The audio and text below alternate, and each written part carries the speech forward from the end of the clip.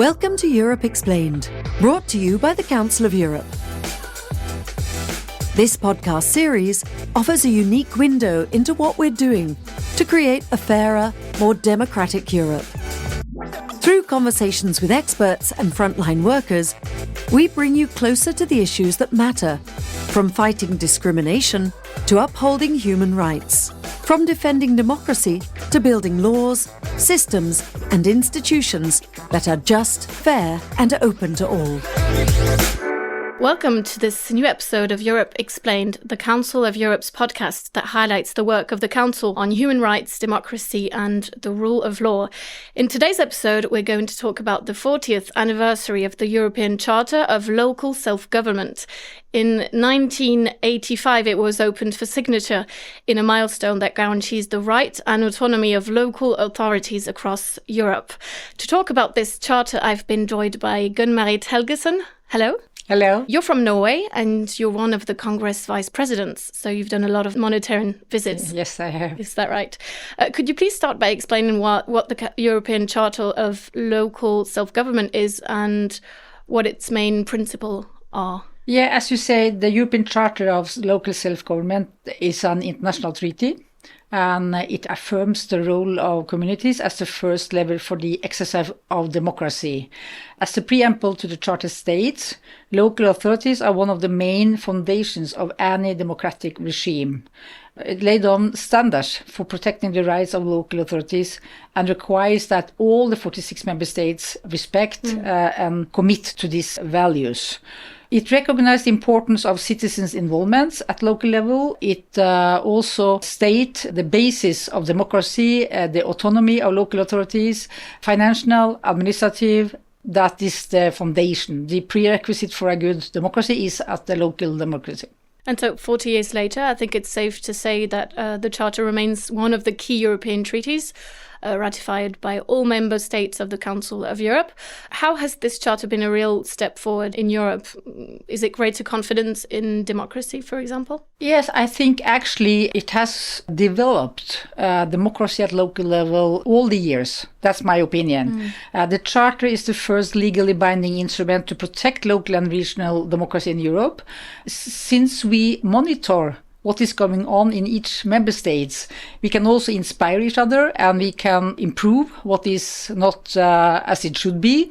Since the Charter led a positive path down, local democracy would continue to progress because we look into every article and see what is the situation in your country when it comes to financial situation, supervision from the state level and so on. So my opinion is that it has improved local democracy in every member state. And so for each member state, that's about around 700 million European citizens, representing approximately 85% of Europe's total population. But there are no double standards, right? So the Charter must be applied in the same way, regardless of the state and its size. How do you ensure this? We make sure that the principles of the European Charter of Local Self-Government are respected through systematic monitoring. We have regular dialogue with the governments of the Council of Europe member states. It does this through regular country-by-country monitoring missions, fact-finding missions to examine a particular aspect of the Charter or to address specific concerns related to democracy or the rule of law at local and regional level. We have post-monitoring visits. We follow up what is the recommendations in a monitoring report, and then we follow up with a post-monitoring to see that they really try to implement and follow the recommendations given in the reports. It's really a key starting point because we look into everything. Is there autonomy? Is there financial situation according to the responsibilities, to the competences at local level? How do you interact with your citizens? And all these kind of principles laid down in the Charter, we try to monitor. So to achieve this, we follow strictly procedures, and we have a monitoring visit. We meet with various interlocutors, ministers responsible for local and regional authorities, members of our parliament, local and regional elected representatives, associations, media, ombudspersons. So we meet a lot of persons to identify what is the problem, do they follow the recommendations and the commitment in the Charter, and we do it regularly in every member state.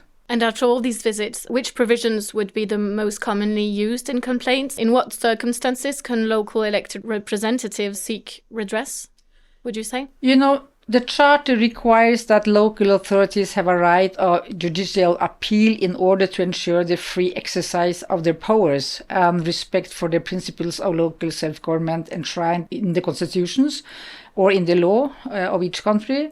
But we also see it varies from country to country, and the situation is different from country to country. So we try to put the fingers on what is the problem or what could you improve in your country regarding what is in your constitution and what is actually to be in line with the Charter. Would you have an example of some country that made a complaint? Well, at least I have examples of a lot of countries that have implemented and tried to improve the recommendations given in the monitoring visit. For example, the Republic of Moldova and Ukraine, I've been there. Despite the war or very difficult circumstances in the country, they are continuing to decentralize reforms in order to implement the principles of the Charter. The principle of subsidiarity has been enshrined in San Marino's legislation. In Finland, they has extended the application of the Charter to social welfare provisions in order to protect their autonomy.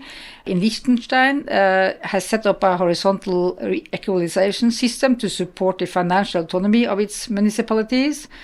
In France, legislation protecting mayors, who are the guarantors of local democracy, has been strengthened. Finally, Malta has strengthened citizen participation by granting more freedom to local councils. All these has been recommendations in the monitoring report, and they try to implement what is recommended. And that's the best way to assess your impact. Yeah, I think so. A positive change. And in my own country, in Norway, we didn't have a local self-government in the constitution. So in 2016, after the monitoring visit from the Congress, we changed the constitution. So the principle of local democracy and autonomy have been incorporated into the constitution and specific legislation. And that was after the monitoring visit to Norway. We had a new visit 1 year ago. In fact, we have very strong autonomy at local level in Norway. But even though we have a very good local democracy, there are room for improvements. So each time we have these experts from the Congress to look into what are we doing, we are trying to discuss recommendations and see what we can improve and how. And I believe Norway ratified the Charter in 1989. So yes. A long time ago. A long time ago. Compared to other countries. Yeah. Well, and local democracies, like any democracy, are constantly evolving, and it's a treaty that must keep pace, I imagine. So how do you ensure that it's regularly updated? Because, as I said, we do it regularly, and we discuss if the Charter needs to be improved or changed or amended. And since we have the regular meeting every 5 years in every member states, the member states will be aware of the situation in their country, and we can also get inspiration and discuss if there is needed to do changes in the Charter in the Congress. Would they be specific topics that you think should be revised? I think perhaps not revised, but perhaps we can supplement it. When it comes to, for example, environmental issues, we could add a protocol taking into account that there is a new world, we have new problems or new challenges altogether. So perhaps we need to add a protocol about environmental issues. That could be an added protocol. Would there be anything else, you think? Well, I really believe in this Charter. I think it's important that we inspire each other and look into how to do in the best way. I think when we are looked into our practice and how we do it in every country, we can always learn, but we can also inspire other democracy to see what do they do, the best one, what do they do in order to secure democracy at local level. So I think it's an inspiration for all of us to see how do they do it in France, how do they do it in Italy or in Germany or in Moldova, and what are we doing in Norway. So I think it's also to share best practices. So I think it's a wonderful thing to share and to be inspired. And it's the 40th anniversary, but democracy has maybe never been so threatened today. So maybe this Charter has never been so important, do you think? Yeah, I think we see a lot of backsliding of democracy in the world. And I think it's more important than ever to really look into how democracy should be at the best, how to involve the citizens, how to focus on human rights, rule of law. I think we need to be very conscious, very aware of the development all over the world. So I think more than ever, we should discuss how can we make local democracy better? How can we save it and secure it for the next future? And do you think citizens in Europe know about this charter, or is it No, I don't think. Confidential? No, it's not confidential, but I think we need a lot of ambassadors to promote that this charter exists.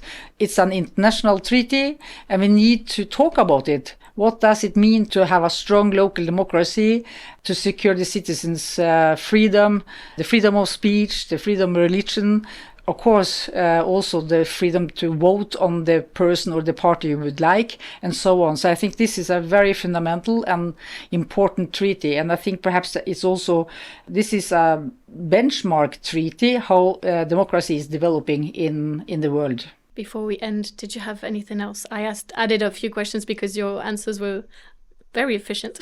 Do you have anything else you would like to share before we end? No, I think... some questions I didn't ask because you spontaneously talked about it, so that's great. Well, I think it's important that there is no double standards, we have already said, but it's also important to show that every member state regularly are monitored.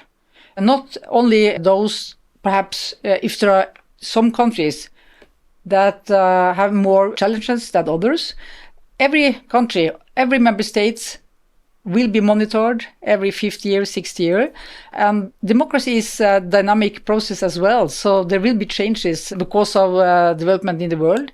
And that's why I said perhaps we could have additional protocol on environment, because sustainability is also about democracy.